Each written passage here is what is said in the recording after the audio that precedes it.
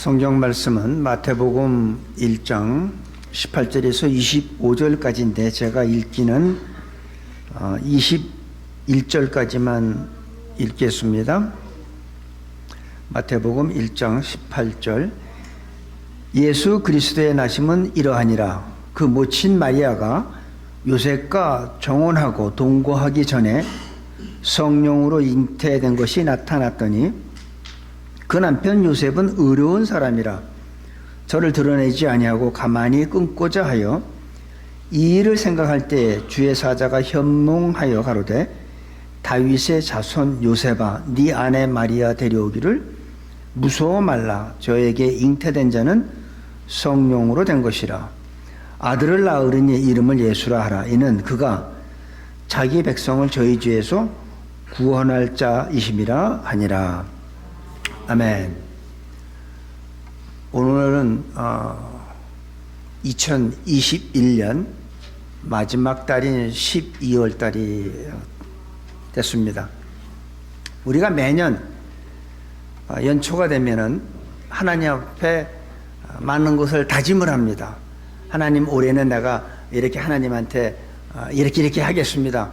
그런데 지난 11개월을 돌아보면은 우리는 하나님 앞에 약속도 하고 다짐도 했지만 사실은 그렇지 못한 것을 우리는 부인할 수가 없습니다.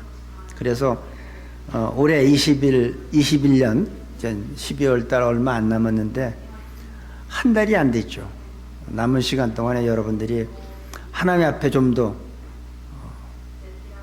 보람 있게 좀 보내시는 그런 달이 됐으면 좋겠습니다. 12월 달 하면 우리가 쉽게 생각하는 게 뭐죠? 예수님 탄생한 크리스마스를 우리는 쉽게 떠올립니다. 그런데 세상은 크리스마스를 변질을 시켜놨어요. 어린 아이들한테 크리스마스 하면 산타클로스를 생각하지 예수님 생각하는 아이들이 없어요. 왜 그랬을까요? 세상은 예수님의 흔적을 자꾸 지우려고 해요. 더구나 이 세상에 있는 모든 그 권세자들은 메리 크리스마스라고 못하게 법으로 만들어 놓습니다. 해피 할로데이 이렇게 얘기하죠. 우리 믿는 사람들은 어떻게 해야 될까요? 만약에 세우기한테 누가 해피 할로데이 하면 뭐라고 할까요? 우리는 메리 크리스마스 해야죠. 산타크로스하고 크리스마스하고는 아무런 관계가 없어요. 거기다 무슨 뭐 빨간 코 뭐 썰매 끄는 거 그게 왜 나옵니까? 우리도 모르게 세상은 우리들 머릿속에서 예수님의 흔적을 지워가는 거예요. 그러니까 우리 믿는 사람들은 이 크리스마스가 뭔지를 분명히 알아야 되고 왜 예수님이 이 세상에 탄생하셨는지 우리는 분명하게 짚고 넘어가야 됩니다. 그래서 오늘 예수님의 탄생에 대해서 오늘 좀 살펴보기를 원합니다. 많은 사람들은 살다 보면 불가능한 일들이 많이 일어나죠. 여러 가지 면에서 불가능한 것들이 많이 있습니다. 그런데 하나님은 불가능이 없어요. 성경에 보면은 구약 성경에 보면 이삭이라는 사람이 태어나기 전에 하나님께서 아브라함에게 내게 아들을 주겠다고 합니다. 그때 아브라함의 나이가 100세예요. 사라 그 부인 사라 나이는 90세고 그래서 10년 차이니까 남자들이 10년 어린 여자들하고 결혼하라는 게 성경적이라는 얘기가 아니라 100세하고 90세면은 이거는 모든 기능이 다 죽어서 아이를 생산할 수 없는 나이라는 거예요. 성경에 보면 사라는 경수가 끊어졌다고 그래요. 다시 말하면 아이를 임신할 수 없는 그런 상황인 걸 성경에서 얘기해 줍니다. 그런데 하나님께서는 아브라함한테 내게 아들을 주겠다고 하고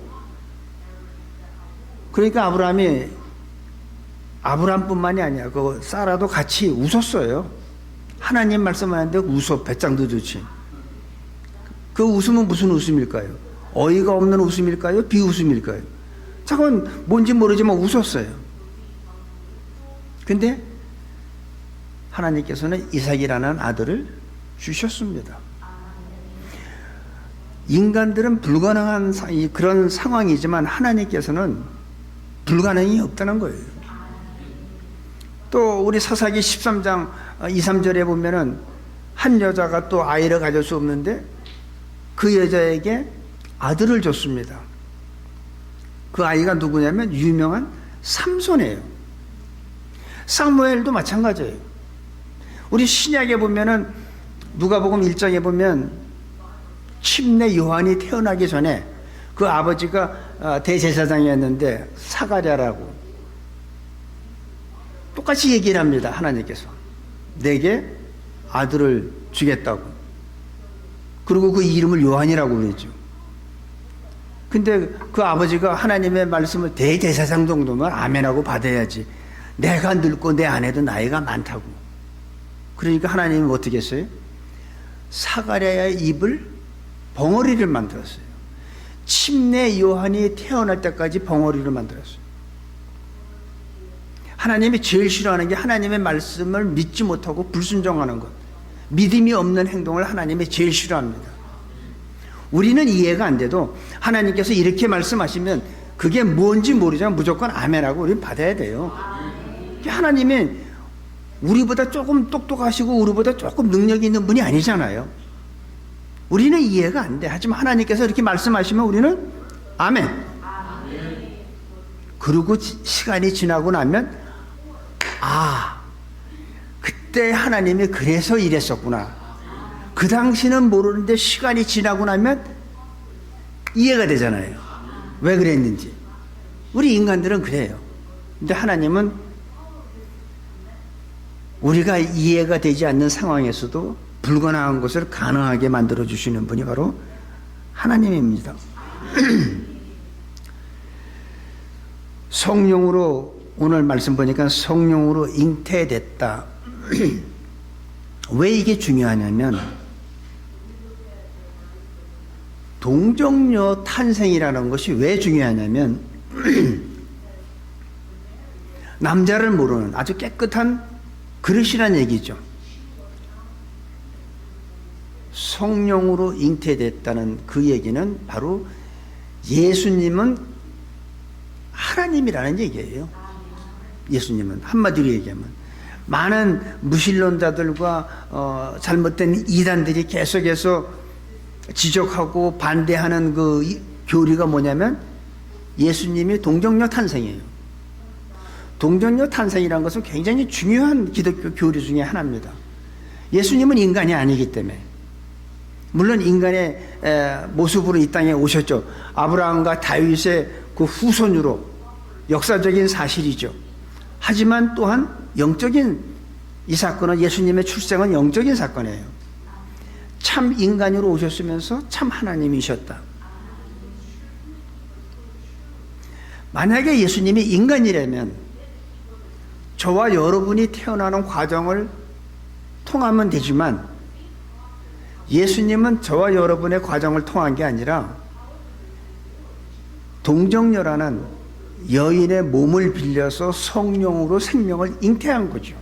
이거를 쉽게 얘기하려면 요즘 말로 얘기하면 인큐베이터에다가 하나님께서 생명을 넣어서 인큐베이터를 통해서 그 아이가 태어나게 한 거라고 생각하면 돼요.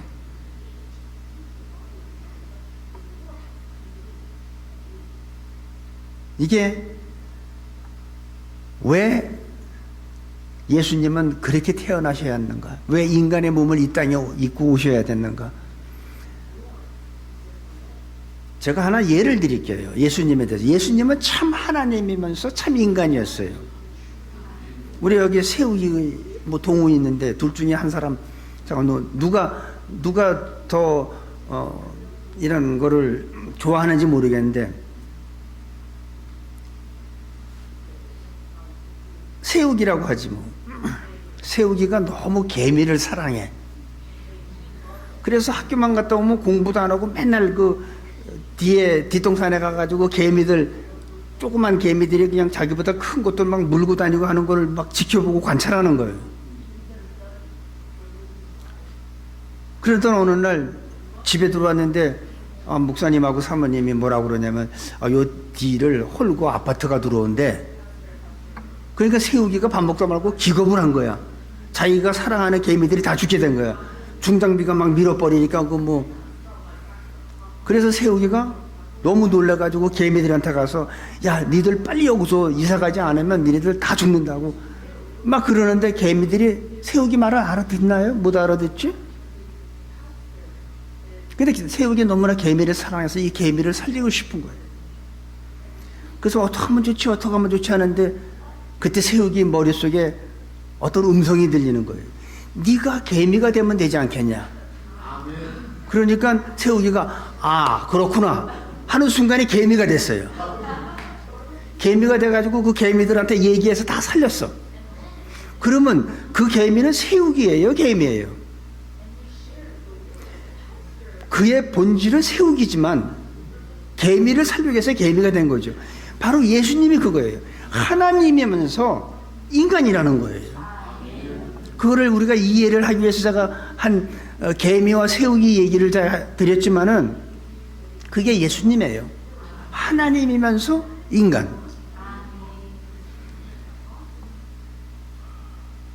우리가 18절 19절을 보니까 예수님의 그 나심은 이러하니라 하면서 그 모친 마리아가 요셉과 정혼하고 뭐 하기 전에? 동거하기 전에. 동거하기 전에 뭐가 됐어요? 잉태된 것이 나타났다는 거예요. 그러니까 아마 마리아가 헛구역질을 했는지 냄새를 못 맡는지 뭐 배가 나왔는지 모르겠지만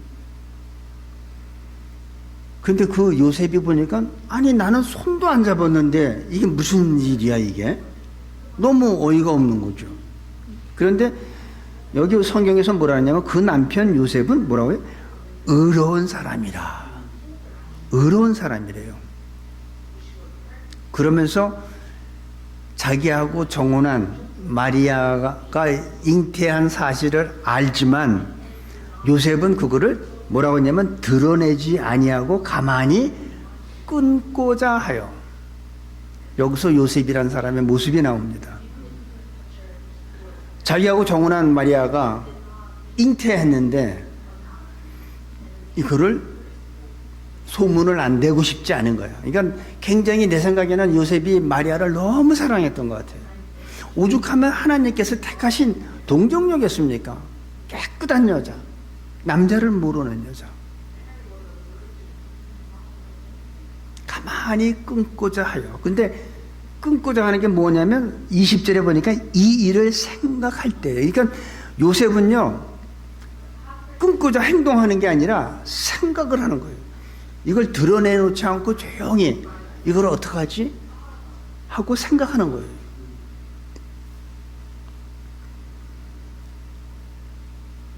임신한 사실을 드러내지 않고 가만히 끊고자 생각을 하는 요셉. 이 당시에는요 간음한 여인은 돌로 쳐 죽이는 게 율법이었어요. 요셉은 얼마든지 마리아를 돌로 쳐 죽일 수 있는 법적 근거가 있어요. 그런데도 요셉은 그렇게 하질 않았어. 조용히 끊고자 생각만 하고 있는 거예요. 만약에 여러분들이 요셉과 같은 똑같은 상황이라고 한번 우리 가정을 해봅시다. 어떻게 할까요? 내 약혼자가 나는 아직 손도 안 잡고 아직 동거하기 전인데 덜컥 애를 갖고 있네? 어떨까요? 당장 죽인다고 하겠지 뭐.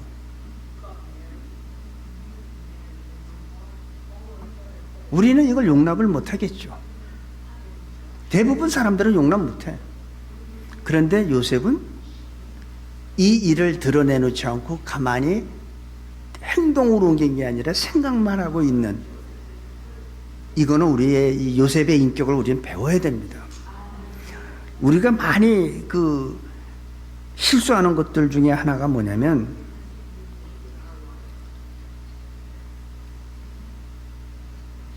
그냥 쉽게 속단하고 아무리 이게 사실적인 문제라 하더라도 한 번 더 생각해보고 한 번 더 기도해보길 원한다는 거예요. 이게 맞아. 이건 분명한 지금 현재 증거가 있어.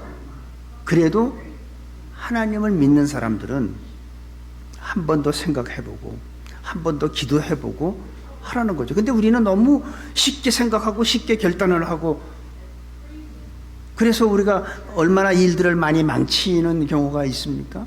아, 그때 내가 그러지 말았을 걸 하고 후회하잖아요. 후회만 합니까? 후회하면서 울지 또? 우리는 이 요셉의 인격을 우리는 배워야 합니다.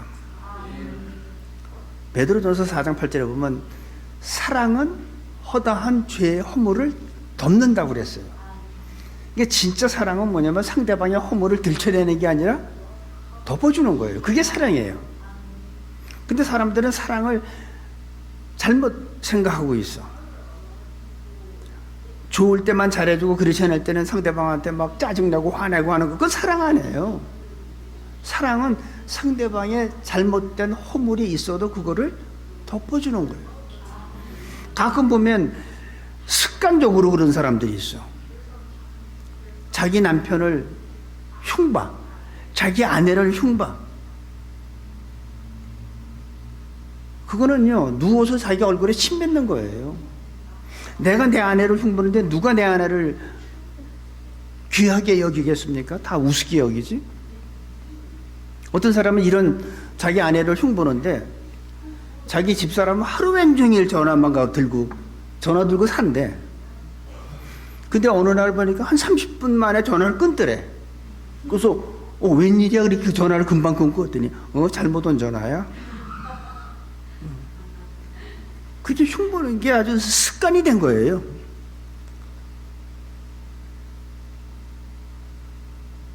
아무리 상황이 분명한다 해도 한 번 더 생각하고 한 번 더 기도해 보길 바랍니다. 우리가 어떤 이해할 수 없는 사건도 어떤 의미가 있을 수 있다는 거예요. 적어도 믿는 사람한테는. 내가 하나님을 믿고 진짜 내가 거듭난 하나님의 자녀라면은 이해가 안 되는 상황도 우리는 하나님께서 내가 이해하지 못하지만은 이 상황을 통해서 어떤 의미가 있을 수 있다는 거예요. 만약에 요셉이 그냥 행동으로 옮겨서 마리아를 돌로 쳐 죽였다고 해봐요. 요셉은 당당한 거죠. 그 당시에 율법에 의해서. 자기는 잘못한 게 아무것도 없죠. 그래서 만약에 마리아를 돌로 쳐 죽였으면 여러분과 저는 구원받을 길이 없었던 거예요. 요셉이 그렇게 의로운 사람이고 더 생각해보고 그러는 사람이었기 때문에 우리가 구원받을 수 있었던 겁니다. 예수님이 태어났기 때문에. 그 20절에 보니까 뭐라고 했냐면 이 일을 생각할 때에 주의 사자가 현몽하여 가로되 다윗의 자손 요셉아 네 아내 마리아 데려오기를 무서워 말라. 저에게 잉태된 자는 성령으로 된 것이라. 이렇게 얘기를 합니다. 아주 요셉은 지금 고민을 막 하고 그래도 잠은 잤어. 꿈꾼 거 보니까. 어떤 사람은 잠 한숨 못 잘 텐데. 그런데 아주 요셉이 막 고민하고 이걸 어떻게 하면 좋지? 내가 사랑하는 저 여자를 이걸 드러내면 저 사람 돌을 맞아 죽을 텐데 근데 내 자식도 아닌데 내가 그걸 키울 수는 없고 막 고민하고 있는데 천사가 나타난 거죠. 꿈에. 아주 적절한 시간에 나타난 거예요. 그러면서 뭐랬냐면 네 아내 마리아 데려오기를 두려워 말라. 그거는 성령으로 잉태한 거지 무슨 불순적인 게 아니다. 데려와라. 그거는 하나님의 능력으로 된 거다. 이렇게 얘기를 합니다. 근데 여기서 제가 안타까운 게 이거를 요셉한테 미리 얘기해 줬으면 얼마나 좋았을까. 야, 이제 네 약혼한 마리아가 이제 곧 임신할 텐데 그거 걱정하지 마. 그 성령으로 다 잉태한 거니까 마음 쓸 것도 없어. 이렇게 미리 얘기했으면 요셉이 얼마나 좋았을까요? 근데 하나님은 그렇게 안 하신다는 거예요. 구약에 보면 그 아브라함한테 이삭을 줬잖아요. 그런데 어떻게 해요? 그 이삭을 잡아서 제사 지내래요. 3일길을 아브라함은 얼마나 마음에 무거운 마음으로 자기 아들 데리고 그걸 잡아서 죽여가지고 하나님 앞에 바치려고 3일길을 걸었어요. 이게 입맛이 있었겠습니까? 다리에 힘이 있겠습니까? 그것도 하나님께서 아브라함한테 내가 다 이삭 대신 양을 다 준비해 놨으니까 걱정하지 말고 가. 이랬으면 얼마나 좋았을까? 여러분, 여리고 성도 있잖아요. 여리고 성도 일곱 바퀴 돌았을 때 무너졌잖아요. 6바퀴 돌 때까지 아무런 기척이 없었어요. 한 5바퀴 돌았을 때 땅이 좀 흔들리고 하늘에서 막 우르릉쾅쾅하고 막 하면은 신나가지고 이제 2바퀴만 더 돌면 된다 이랬을 텐데 6바퀴 돌 때까지 아무런 기척이 없었어요. 그러면 여호수아는 앞에서 이렇게 여리고성을 돌고 뒤에 쫓아오던 사람들은 처음에는 신나게 하다가 나중에 5바퀴 6바퀴 되면 뭐라고 그러겠어요? 야, 수아야, 너 기도받은 거 확실하냐? 지금 6바퀴야. 이제 1바퀴밖에 안 남았어. 흔들리기는커녕 금가기는커녕 아무렇지도 않은데 영적 리더의 그 여호수아 마음이 얼마나 힘들었겠습니까?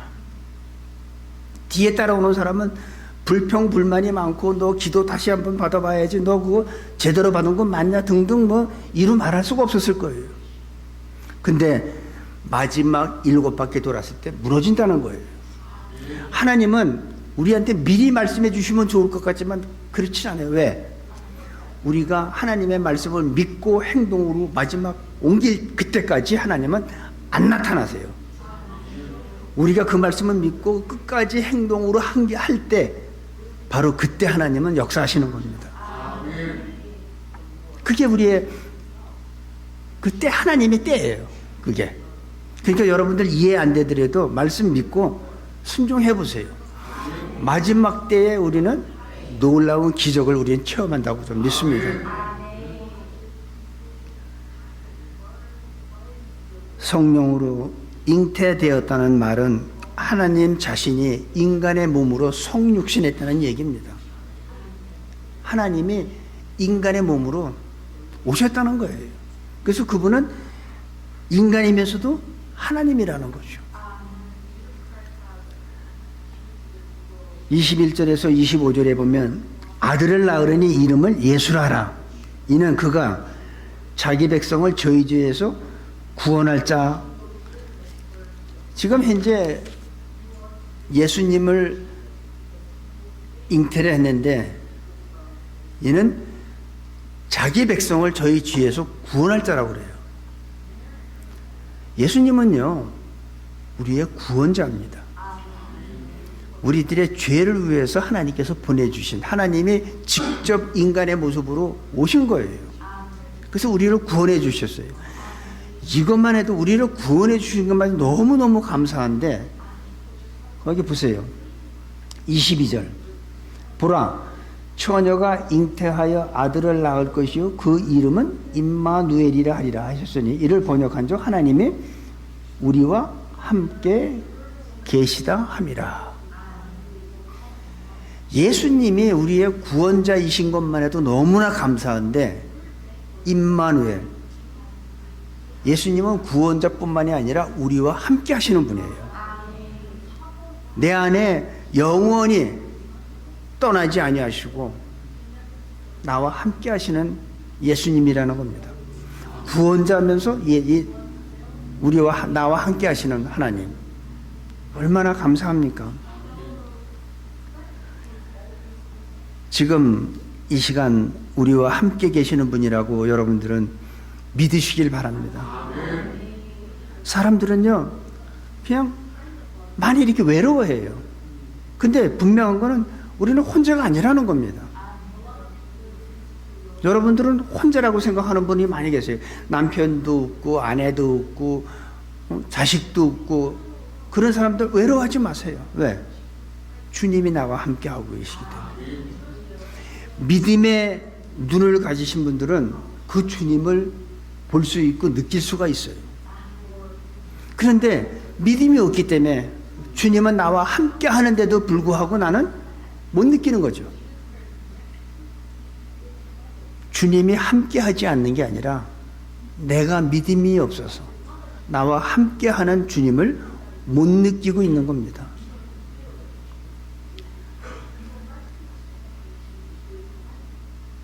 믿음 없는 모습, 얼마나 주님이 섭섭할까요? 지금 나와 함께 하는데 나는 외로워. 나는 누구누구같이 좋은 아내도 없고 누구누구같이 좋은 남편도 없고 난 너무 힘들고 외롭다. 이러다 우울증 걸리겠네. 이게 믿음이 없는 모습이에요. 주님이 나와 함께 하는데 왜 외로워요? 내가 못 느끼는 거지.